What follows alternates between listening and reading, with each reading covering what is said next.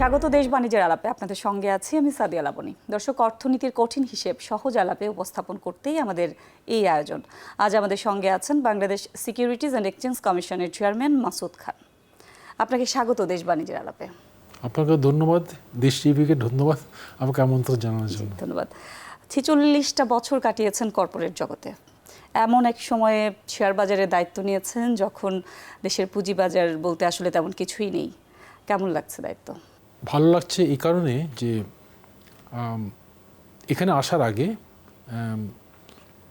অনেকে বলেছিল যে এটা একটা কন্ট্রোভার্সিয়াল জায়গা, আপনি তো কর্পোরেট জগতের শীর্ষে পৌঁছে গেছেন, আপনি অনেক সুনাম আছে মার্কেটে, কর্পোরেট জগতে সবাই আপনাকে এক নামে চিনে, তবে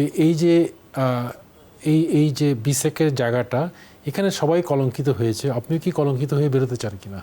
প্লাস ফাইন্যান্সিয়াল স্যাক্রিফাইস তো আছেই, আমি অনেকগুলো প্রতিষ্ঠানে ছিলাম তো।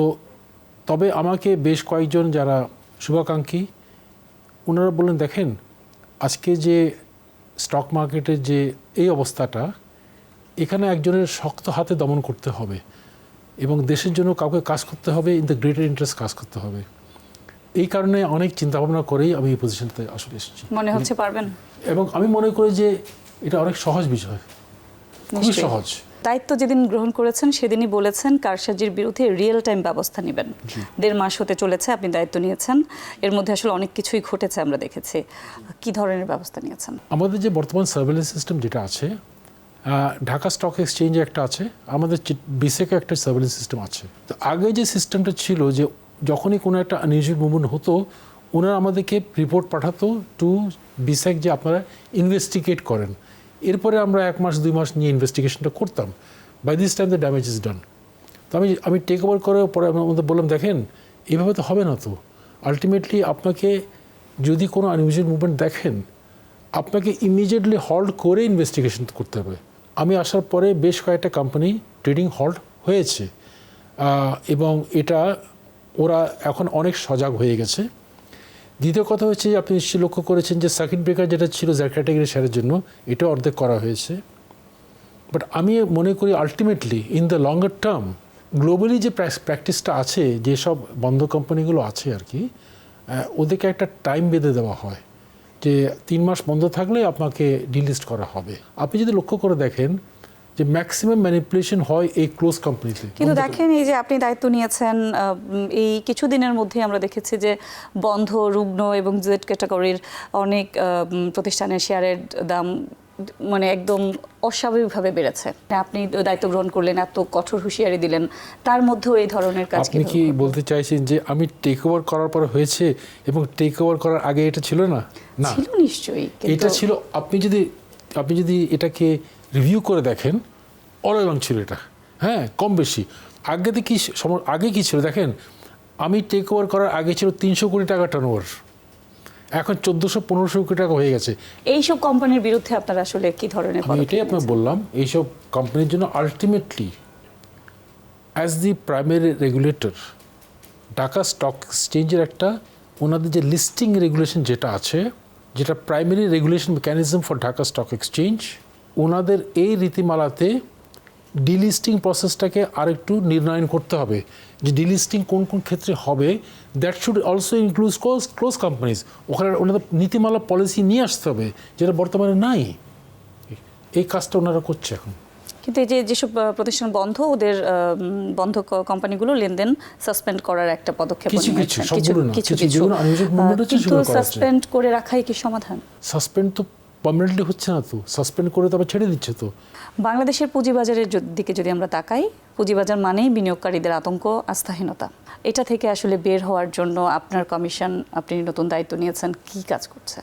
এটাই আমাদের মূল উদ্দেশ্য, যে এই যে আস্থাহীনতা ছিল এবং এই কারণে আমাদের কমিশন টেক ওভার করার পরে আমরা বেশ কয়েকটা পদক্ষেপ নিয়েছি, যেটা বিগত স্টক মার্কেটের ইতিহাসে ছিল না।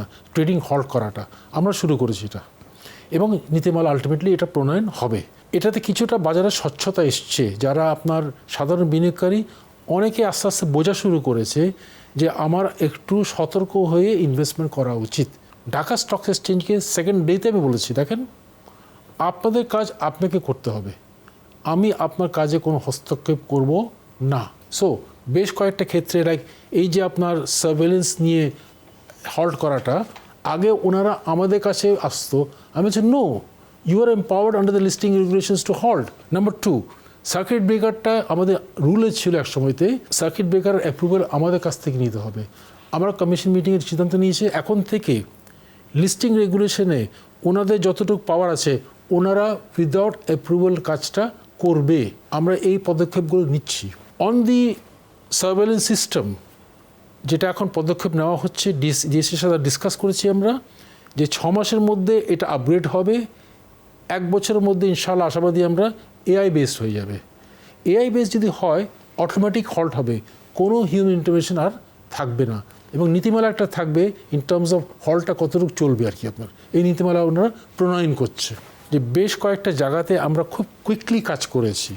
মিউচুয়াল ফান্ডের একটা বড় একটা চাহিদা ছিল যে মিউচুয়াল ফান্ডে একটা প্রভিশন ছিল compulsory declaration of dividend, 70% dividend আপনাকে ডিক্লেয়ার করতেই হবে। কিন্তু মিউচুয়াল ফান্ড ইউনিট হোল্ডার যারা আছে সবাই এক বাক্যে বলছিল যে আমরা ক্যাশ ডিভিডেন্ড চাই না, because cash dividend is taxable. আমরা চাই ক্যাপিটাল গেইনস।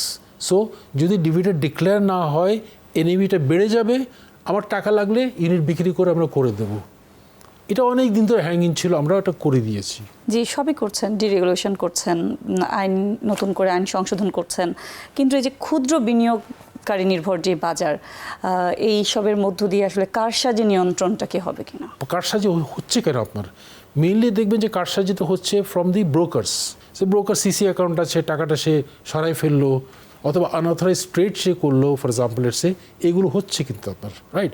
তো এটার জন্য যেটা আমরা করতে যাচ্ছি এখন, এখানে তদারকিটা আরও বাড়বে, অডিটসটা আরও বাড়বে, নজরদারিটা আরও বাড়ানোর চেষ্টা করছে। একটা ডিএসি একটা ভালো উদ্যোগ নিয়েছিল যে ব্যাক অফিস সফটওয়্যার ব্রোকারদের জন্য।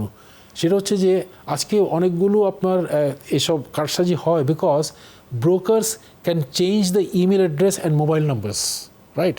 বাট এটা যেটা ব্যাক অফিস সফটওয়্যারটা আছে এখানে তারা ইজ আনএডিটেবল। এটাও আমরা চেষ্টা করছি এখন সবার জন্য এটা প্রযোজ্য হওয়ার জন্য। যেটা বেশ আলোড়ন তৈরি হয়েছে আপনার স্ক্রিপ্ট নিটিং এবং T+1 যেটা আপনি করতে যাচ্ছেন, আপনি ট্রেডিং বাড়ানোর জন্যই করছেন, কিন্তু আমাদের স্থিতিশীল বিনিয়োগ পুঁজিবাজারের জন্য এটা কি ট্রেডিং বাড়ানোর জন্য ট্রেডার তৈরি হচ্ছে না আসলেও বিনিয়োগকারী তৈরি করবে এমন কিছু? In a stock market, you have 2 types of players. One is what we call traders, আর একটা হচ্ছে one is long-term investors. কারা long-term investors?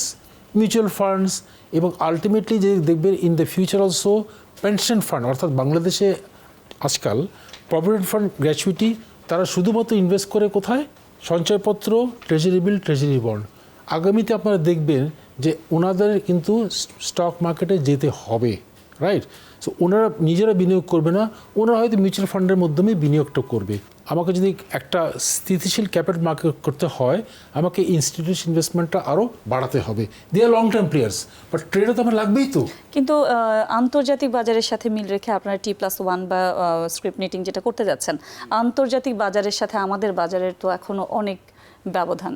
ধরেন আন্তর্জাতিক বাজারে script netting is allowed for all shares, আমরা তো সেটা করবো না, তো আমরা করবো only for maybe the D30 shares. কিন্তু সেটা আপনারা কতদিন ধরে রাখতে পারবেন? কোনটা? এই যে আপনারা ভালো শেয়ারের ক্ষেত্রে যেটা করতে চাচ্ছেন, G30 ইন্ডেক্সে যেগুলো আছে এগুলো কি ভালো শেয়ার না? এগুলোতে দের ইজ আ ক্রাইটেরিয়া তো, যে in terms of market capitalization, in terms of trading in the last 3 months, this are very solid good shares তো আপনার তো। না সেটাই বলছে, এই সিদ্ধান্তটা ধরে রাখার জন্য তো একটা মনস্তান্ত্রিক ব্যাপারও আছে। না, মনস্তান্ত্রিক না, এটা ভেরি সিম্পল তো, কারণ ডিএসসি তো আলটিমেটলি তো আমাদের কাছে আসবে ইন টার্মস অফ আমরা করবো কিনা। আমরা বলবো আপাতত এটা স্টিক করেন আপনি, আমরা তো জেড ক্যাটাগরিতে অ্যালাউ করবো না এটা তো। জি, বারবার বলা হচ্ছে যে ভালো কোম্পানি বাজারে আনা হবে, তো ভালো কোম্পানি বাজারে আনতে গেলে আসলে অনেক সংস্কার প্রয়োজন, অনেক উদ্যোগ প্রয়োজন। কি ধরনের উদ্যোগ নিচ্ছেন এবং সংস্কার যেগুলো চলমান থাকার কথা এগুলো আসলে কি চলছে? এটা খুবই প্রাসঙ্গিক, কারণ আজকেই আমরা একটা বড় মিটিং করেছি অন আইপিও। কারণ বিগত সময় যেটা হতো যে অনেকটা বলতে পারেন রুলটা আমরা প্রণয়ন করে আমরা পাবলিক ওপিনিয়নে পাঠাতাম, এরপর অনেকগুলো ওপিনিয়ন আসতো, অনেক কমপ্লেন এসছে যে ওপিনিয়নগুলো আমরা নিই।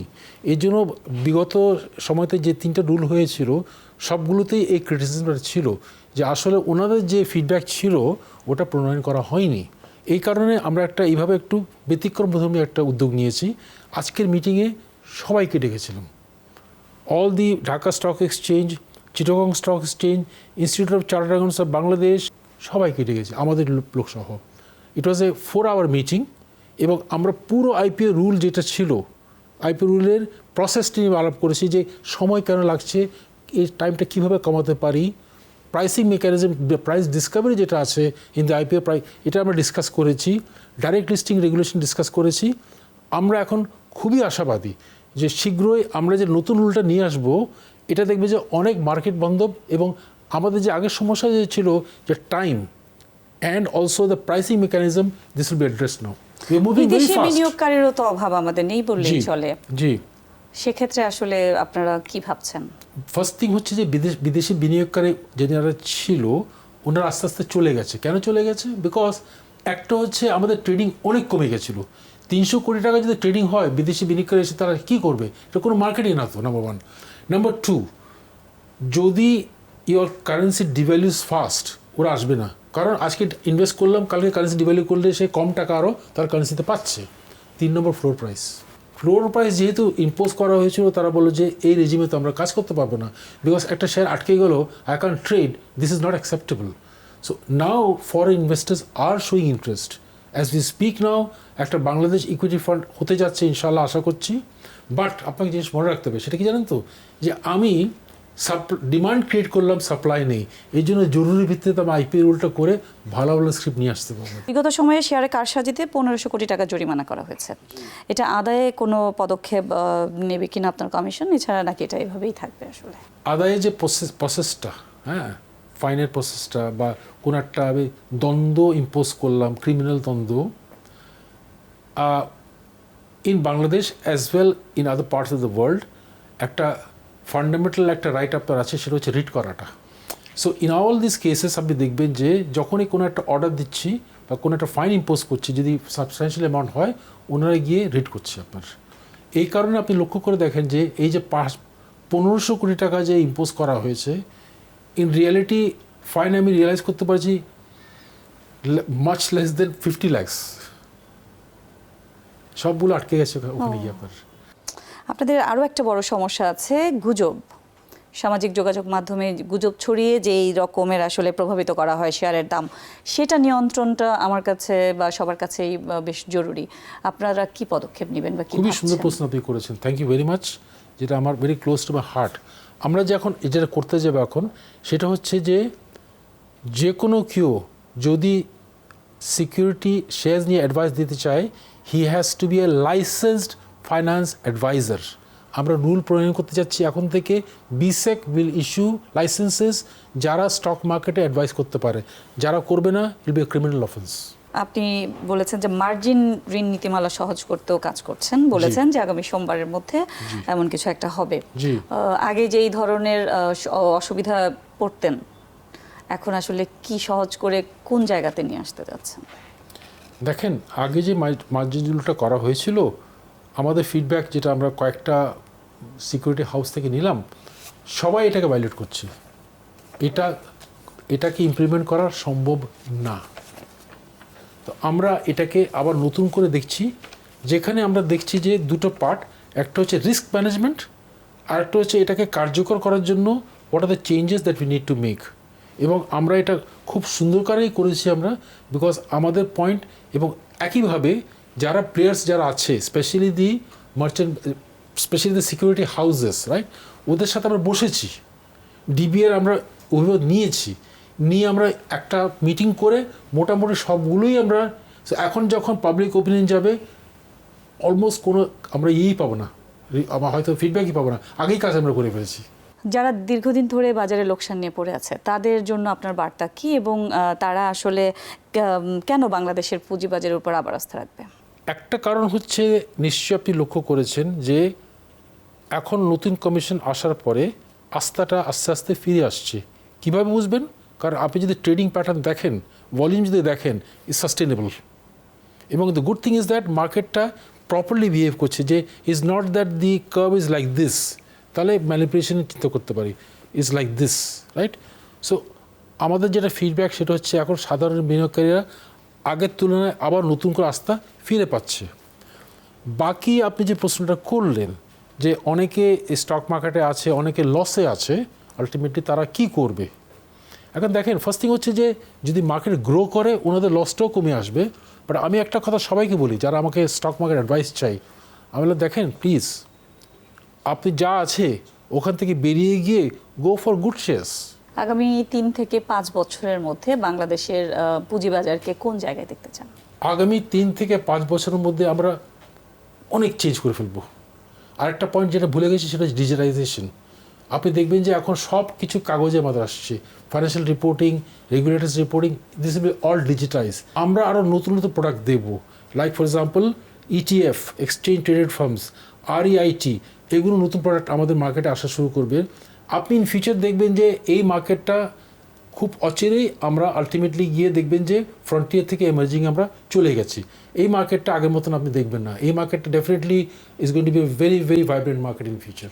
প্রধানমন্ত্রী কয়েকবার সংসদে বলেছেন শেয়ার বাজারের ধারাবাহিক পতন ঘটিয়ে হাজারো বিনিয়োগকারীকে নিঃস্ব করার জন্য যারা দায়ী তাদের বিরুদ্ধে আইনগত ব্যবস্থা নেওয়া হবে।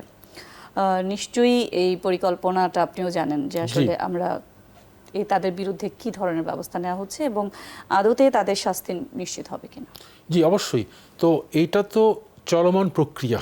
আগেও অনেকগুলো কেস ফাইল হয়েছে, বড় বড় যারা অনিয়ম করেছে তাদের বিরুদ্ধে কেস আছে, মানি লন্ডারিং আছে, আপনার ব্যাংক ফ্রিজ হয়েছে, বিদেশি নিষেধাজ্ঞা আছে। আমরাও চলমান প্রক্রিয়াতে এটা চালিয়ে যাচ্ছি।